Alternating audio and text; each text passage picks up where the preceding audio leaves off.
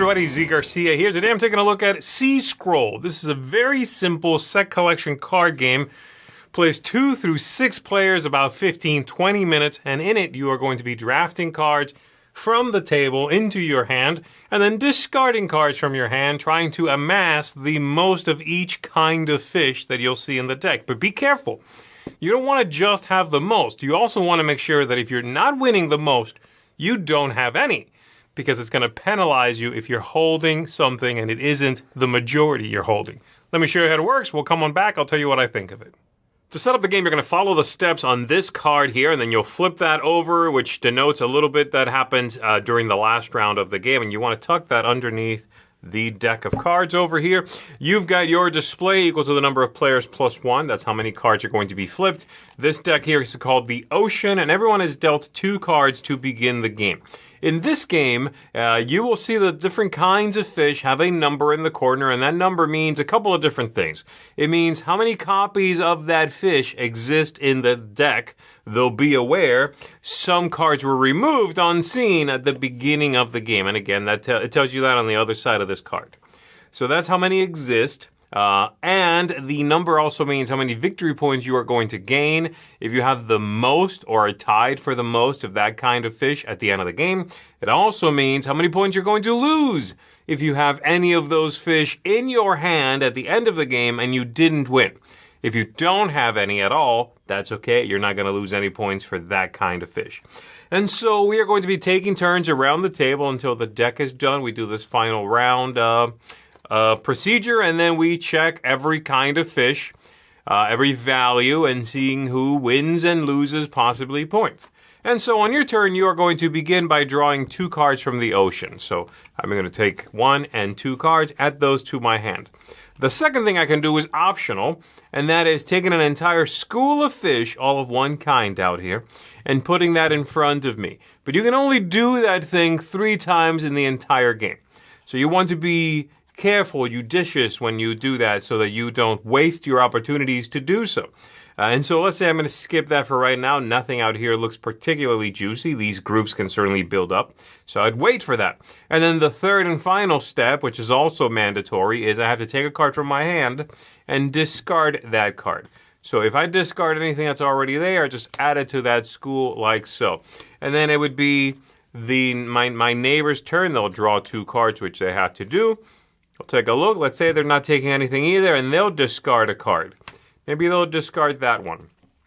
This continues around the table, like I said, with players always drawing and then ultimately discarding, but also in between, maybe taking one of these schools. So for example, this player just drew their 2 cards. They're going to take this school of fish, and they'll put that in front of them. They still have to discard, so they're going to discard that like so. It goes to the next player. This continues until we're all done. We've probably got 3 schools in front of us, and we've got a hand of cards. At that point, with the game nearly over, we are going to scoop up all the cards that are in front of us, getting ready to score. You take up every school you've drafted, put that in your hand, and then we are going to go through all of the different kinds. And you start with the lowest, which I believe is a value 4. Through the numbers. So once we get to, the lionfish, number 9's the lionfish. Who's got the most lionfish? Someone over here has 5 of them. They're going to score 9 points for that. If I'm still holding one, then I'm going to lose 9 points. So ideally, if you think you're not going to win something, you want to get rid of that thing. Let somebody else take it. They'll win, yes, but then you're not being penalized. And at the end of the game, whoever has the most points is, of course, the winner of the game. Now, besides that very simple setup, you may, if you want to, mix in some of these special rules. These are going to be ways to mess and bend and break the rules of the game, which, as you can tell, are pretty simple. And so you can do this really however you want to. I think they recommend you shuffle this up and deal out too. So let's say we would do that. Once we've played this game a whole bunch, we want to jazz it up a little bit. Maybe we'll do that. Maybe we'll reveal a couple of these. And what do they do? Well, let's see. After setup, this one's called attrition. After setup, deal the rest of the cards in the ocean evenly to all players, adding those cards to their hand. Players do not draw any cards at the start of their turn, so there would be no deck here is what they're saying. Players do not draw any cards at the end of their turn. Game end is triggered when every player has 3 schools in their habitat or any player has no cards left in their hand. Very different game. This one's a big change. That fully changes the game, honestly. So you can do that. You could do this one then. You may place any number of cards from your hand face down underneath that school. When taking from the reef. This is the reef. When taking from the reef, you can put in a number of cards from your hand face down underneath that school, up to the number of fish in that school. And then during the reveal, only cards and schools in your habitat and those face down are counted. Anything you're holding doesn't count. That's interesting because that means when I choose to take, like this player over here, just chose to take these 8s, they would take the 8s, and then they would take this 8 and tuck it under there, because if they're still holding that 8, it won't even count, but if it's tucked underneath, then it counts. So, as you can see, these are variants, different ways to take the structure of the game and shake it up. There you go. That's C-Scroll. So the first thing that might catch your eye with this game is the look, and I thought at first, upon looking at the cover here, the back, and then the cards themselves, if you're not looking very closely, it sort of looks like painted artwork, but from what I understand, this is actually paper craft. I guess scroll, they might call that scrolling or scroll. And anyway, the idea is it's paper folded to look like the different fish, and it's amazing. It's very visually stunning. So I like that quite a bit. The production is also very well done. The cards are easy to tell apart. The numbers are in every single corner of the cards. It doesn't matter which way you splay the cards. They can turn upside down. It does not matter. Very good production in a nicely sized box here. I think the entire thing from that point of view is very, very good. As far as the gameplay goes, I like this game. I think it's a very pleasant little card game that fits right into that sort of comfort area that I see a lot of games sort of striving for, while being less engaging, less artistically inspired than this. A lot of games try to become those evergreens that catch on, people latch on to, and they sell forever, and they sort of, the families enjoy them together. I think this has every right and every chance, honestly, to be that kind of game. It's simple, yes. It's not a game that's going to be a brain-burning game. It's not going to engage the deepest strategic recesses of your mind. Of course not. But there are interesting moments of decision. It does feel like a big push-your-luck game in many ways. It has that idea of, I can only ever take 3 sets from the table. When do I take them? How big should they be? What numbers should they be? And which ones am I holding in my hand? Which ones am I not revealing to the other players? There is some really fun stuff here where come the time to reveal your hands, somebody across the table goes, well, I have 5 12s, and you go, that's great, I have 6 of them. That's amazing. And yes, they're like, oh no, I lose 12 points. That might be the game for them. They might have really banked on that, but that's the high highs you're hoping for in something like this.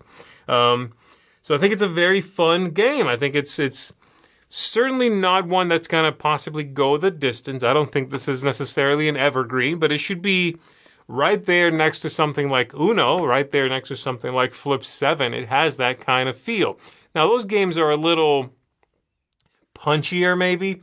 There's a certain curvature to Uno, to Flip 7, that has the, oh, no, no. Those things happen in smaller cycles in that game. This is one big cycle of that, 15, 20 minutes of that.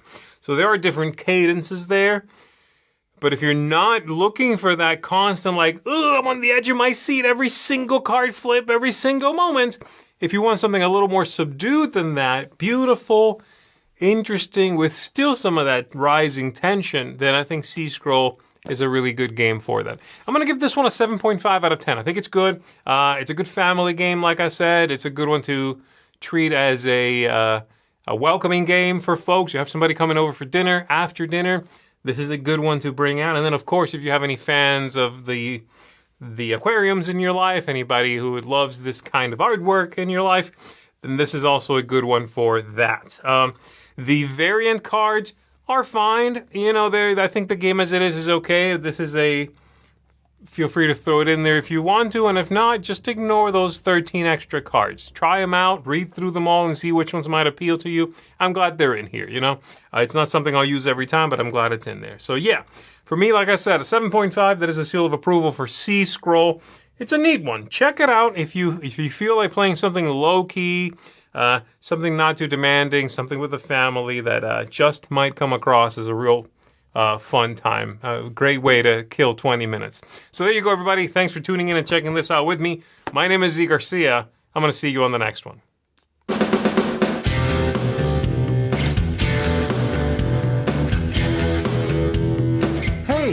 Thanks for watching another video here on the Dice Tower. We really appreciate you stopping by and checking our things out. Thanks so much for joining us today. And hey, if you really like what we're doing here at the Dice Tower, then there are different ways to support the Dice Tower. One of those ways is through Patreon. We have links in the description to this video, and we have links to lots of other things we do down there, so definitely check it out. But either way, we're glad you watched us. Tell your friends about the Dice Tower. Until next time, though, I'm Tom Vassell, and I hope you enjoyed this video.